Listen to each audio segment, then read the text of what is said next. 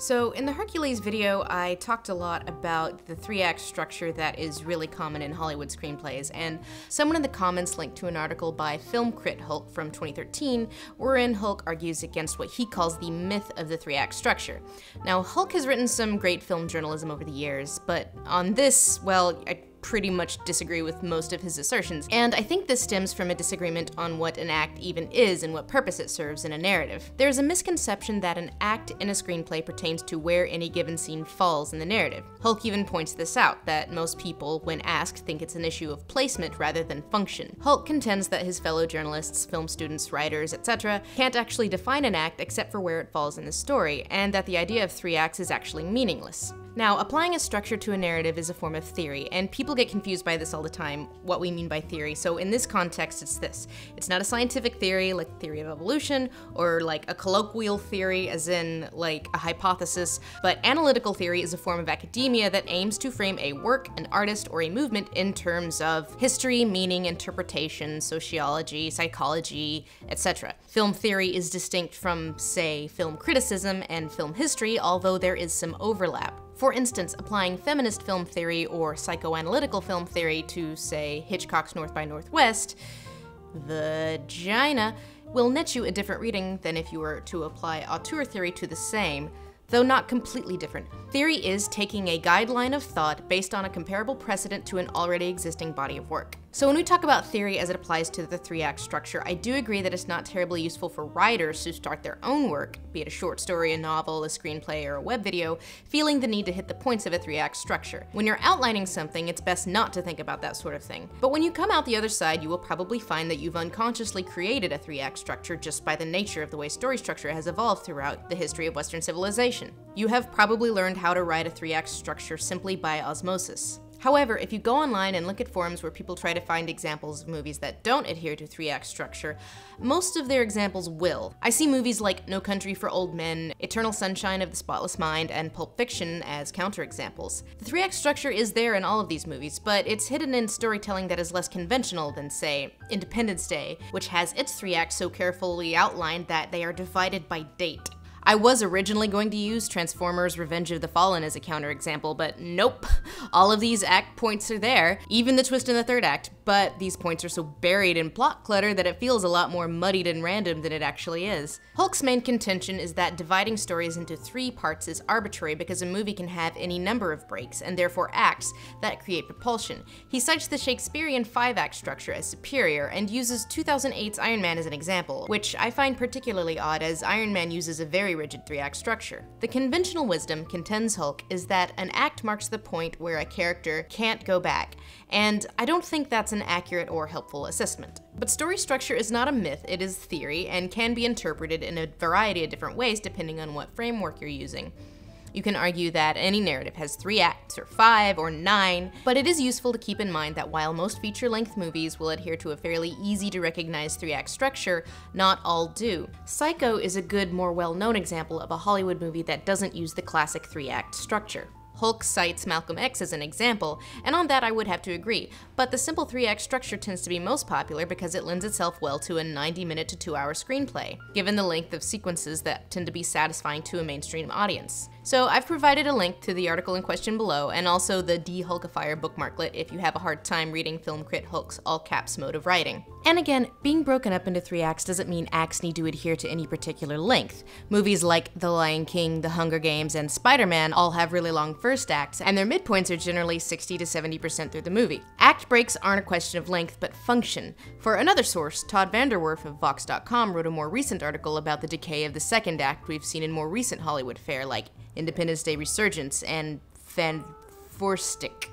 That article is also linked below. I don't think it's a question of which structure is superior, 5 acts versus 3, but which structure is most effective for the story it's trying to tell. Formula can be used to great end or to not so great end.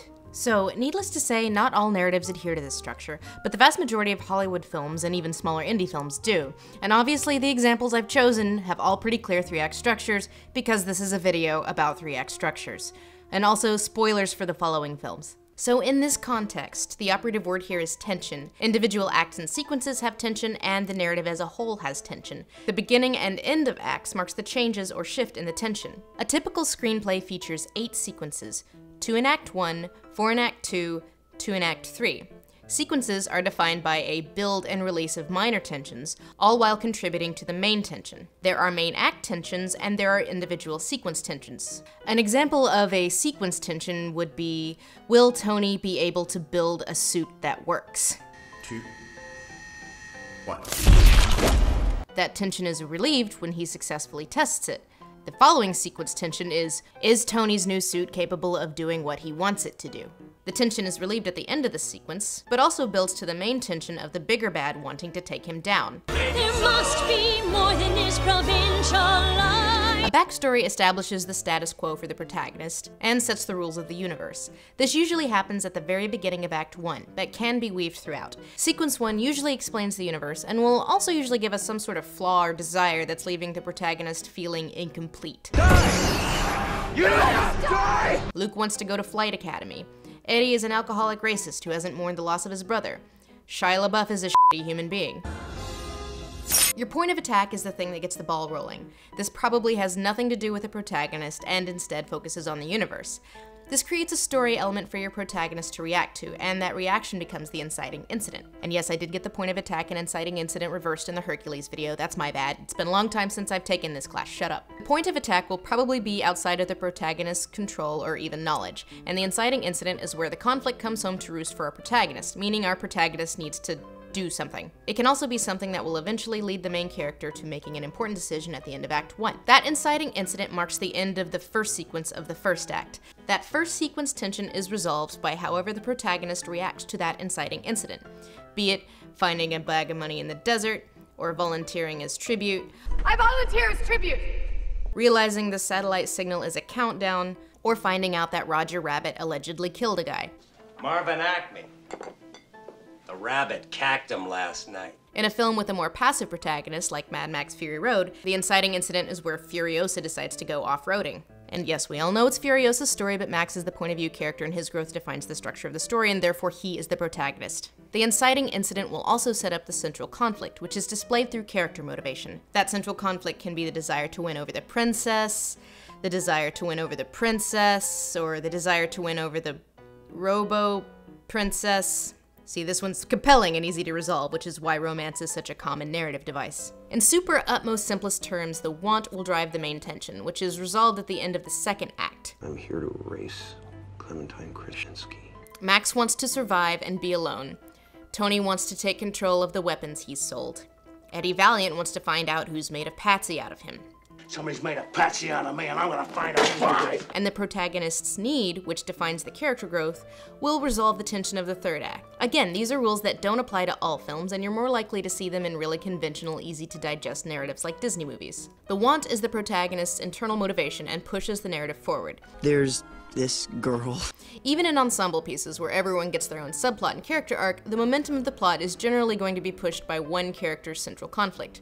In X-Men 2, for instance, it's Wolverine's search for his past, which culminates in him turning his back on the one guy with the key to it. So, the incident being incited, the second sequence of the first act builds to the creation of the main tension, culminating with a lock-in or the hero deciding to go on their quest.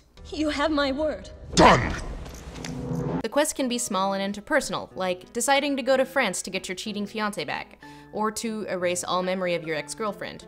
Or more epic, like volunteering to take the ring to Mordor, or deciding to go with Obi-Wan to learn the ways of the Jedi, or deciding to help Furiosa and the wives escape Immortan Joe. It can also mean that your basic human decency means you are now stuck in a deadly game of cat and mouse. The end of Act 1 establishes what's called the main tension. We're going to the green place of many mothers. Will Luke and Obi-Wan find Princess Leia? Will Llewellyn outsmart Shigur? Will Django succeed in rescuing his wife from Candy? Sequence 3 marks the first sequence of Act 2. Usually this will show the quest making some ground, and culminate with our heroes achieving some milestone or learning something. Hercules competes his training. Simba decides Hakuna Matata. Tony begins to develop a new Iron Man suit. Sequence 4 sees the build up to the midpoint, which most commonly shows us the protagonist working towards the first serious attempt to achieve their goal. I'm erasing you and I'm happy! Megamind trains his replacement rival for their first battle. Hercules goes looking for a fight to prove himself. Simba begins to revisit his past.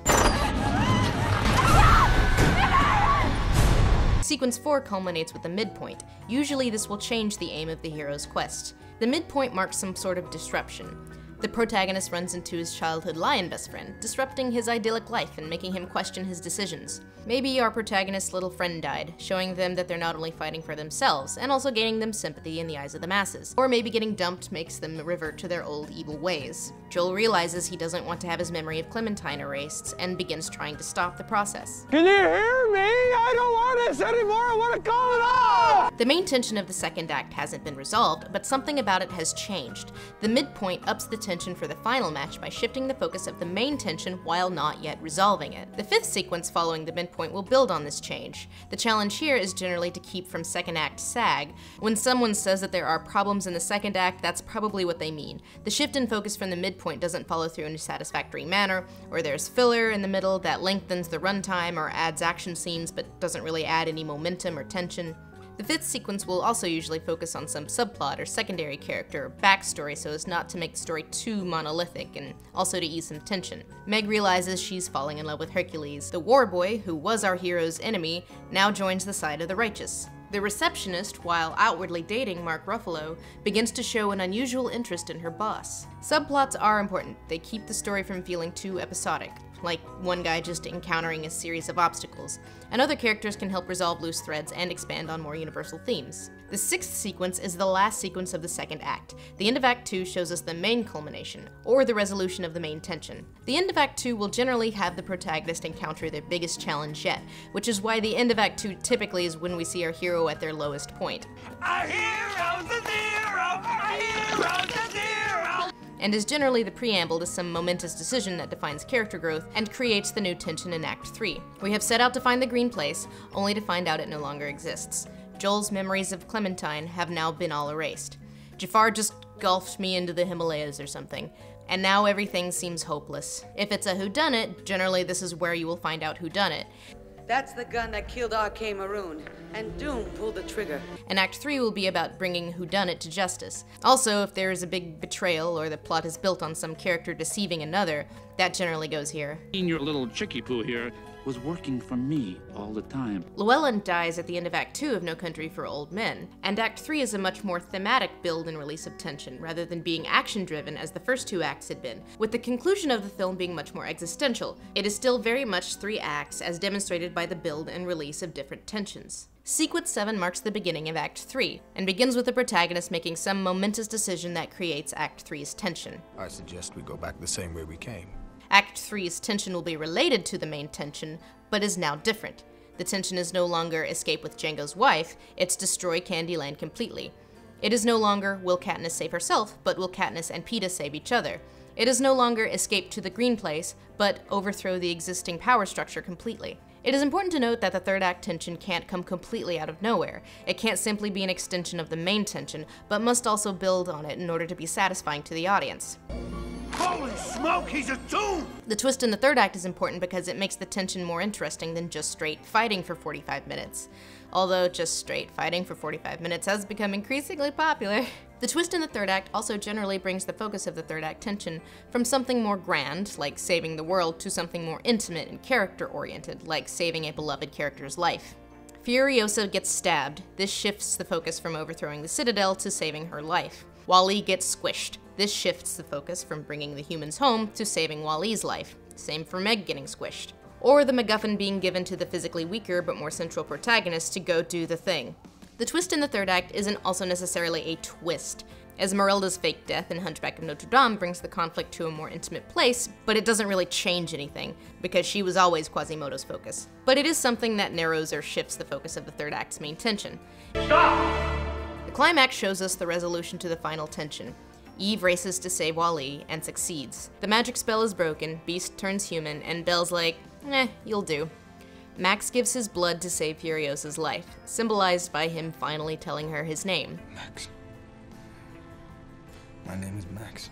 In a romance, the couple finally gets together, and love conquers all, though this does not necessarily preclude someone dying. The climax usually pertains to some form of character growth, such as Luke learning to trust his feelings, allowing him to destroy the Death Star, or Megamind's goodness being defined by finally learning from his mistakes, which he never did as a villain. There's a benefit to losing. You get to learn from your mistakes. And the character growth we see in the third act was probably addressed in the first sequence. Eddie has come to terms with his brother's death and no longer blames all of Toondom for it. Aladdin realizes that pretending to be something he's not won't win him love. Joel accepts that our memories, even painful ones, make us who we are and must be lived with.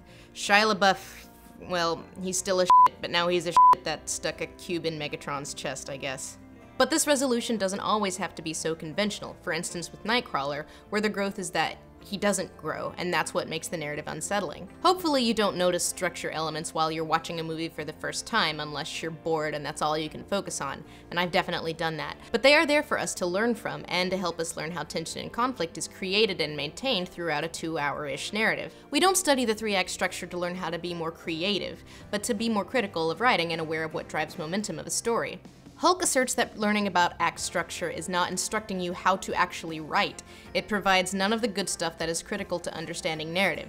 And I would agree with the first part, but not the assessment that it provides no basis for understanding narrative. I don't think the study of story helps with the creative process so much as it helps us to understand why what we've already created works. But structure and tension also does not exist independent from character. Far from it. You need character motivation in order for narrative to have tension, and you need to have plot stuff in order to have character motivation. As a writer, if you think only in terms of ticking boxes for the sake of structure, yeah, it's probably not going to be a very great story. That, I think, is one of the biggest problems with Hercules. But it can help us to understand where and how tension and conflict exist and can be bettered. I also don't think of the 3-act structure as necessarily something to advocate or not advocate, but simply the most common and commercial style of narrative, and therefore a good place to start learning. I don't think it's mandatory for all film narratives to have a 3-act structure, but I do think it helps to understand how it works before one decides to expand upon that structure. It is, after all, the most common and utilized for a reason. Thank you for watching. If you have any examples or discussions about movies that do or do not necessarily adhere to the 3-act structure, go ahead and leave them in the comments below. Thanks for watching, and I will see you next time.